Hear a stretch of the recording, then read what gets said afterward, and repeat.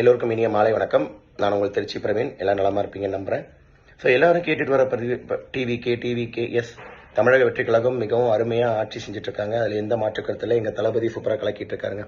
அதுல எந்த மாற்று கருத்து இல்லை. நல்லா நடக்குது. ஆனா இப்ப ஆரோக்கியமான ஒரு எதிர்க்கட்சியா யாரால செயல்பட முடியும் அப்படிங்கறத எல்லாரோட கேள்வியும். நிறைய பேரோட எதிர்பார்ப்பு என்னவா இருக்குனாங்க, ஏன்னா ஒரு மாநிலத்தோட வளர்ச்சிங்கிறத ஒரு நல்ல ஒரு ஆளுங்கட்சி மட்டும் இல்லை, வலிமையான ஆளுங்கட்சி மட்டும் இல்ல, ஒரு வலிமையான எதிர்க்கட்சி கொண்ட ஒரு அமைப்பும், அந்த எதிர்க்கட்சியினுடைய தலைமையினுடைய வலிமையும் தான் ஒரு மாநிலத்தோட சிறந்த ஒரு முன்னேற்றமா இருக்க முடியும் அப்படிங்கிறது தான் நிதர்சனம். இதன் அடிப்படையில் பார்த்தா இப்ப உருவாகி இருக்க காலம் அப்படிங்கிறது திரு தளபதி அவர்கள், விஜய் அவர்கள் மற்றும் உதயநிதி ஸ்டாலின் அவர்கள் மற்றும் அண்ணாமலை வர முடியாது, வரக்கூடாதுன்னு வந்து ஒரு சில பேர்லாம் சொல்லிட்டு இருக்காங்க. நான் இப்ப சொல்றேன் கேளுங்க. அண்ணாமலை அவர்கள் தான் தமிழகத்தில் மாற்றத்திற்குண்டான முதல் விதையை விதைத்தவர் அண்ணாமலை அவர்களே. அரசியலில் மாற்றத்தை எதிர்பார்த்து காத்திருந்த பல லட்சம் இளைஞர்களுக்கு முன்மாதிரியாக இருந்தவரும் அவரே. இன்னும் சொல்ல போனால் இன்னைக்கு எங்க தளபதி இன்னைக்கு சட்டப்பேரவையில ஒரு நிகழ்வு நடக்கும் பொழுது நாடகமாக்குற மாதிரி அத்தனை பெண்களும் பார்த்தாங்க, மறுக்கல. ஆனா அதற்கு முன்னாடியே அண்ணாமலை அவர்களை கவனித்த பல கூட்டங்கள் உண்டு. அதை நாம் மறுக்க முடியாது. அவர் வேறொரு கட்சியிலிருந்து செயல்பட்டாரே தவிர அவரது தலைமையிலான ஒரு அணிக்கு மிகப்பெரிய ஒரு மரியாதை இருந்தது. இன்னைக்கு பெங்களூர், கர்நாடகாவில் நான் பார்த்துட்டு இருக்கேங்க.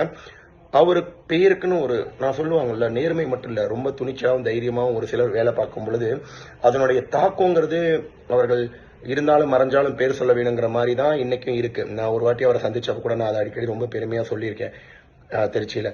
நான் எதுக்கு சொல்றேனாங்க, அந்த விஷயத்த அவர் நல்லா பண்ணியிருக்காரு. நல்ல ஒரு எதிர்கட்சியா இருந்தாரு. சும்மா இல்ல, 3% ஓட்டை வந்து ஒரு கட்சியினுடைய ஓட்டை வந்து 11% வங்கியா கொண்டு போனதோட பெருமை அவரை தான் சாரும்.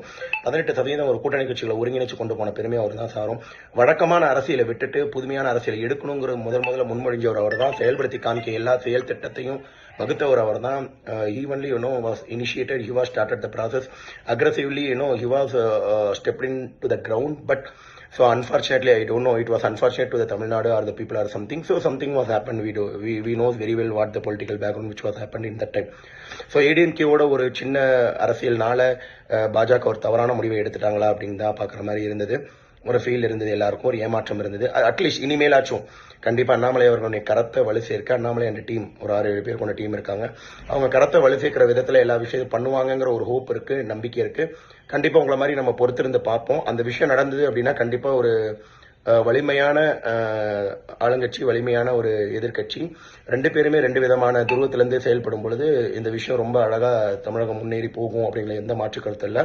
ஜூலைல இருந்து அதுக்குண்டான வாய்ப்பு பிறக்கப்படுறதா பார்க்கணும். கண்டிப்பா அந்த வாய்ப்பு பிறக்குங்கிற நம்பிக்கையோட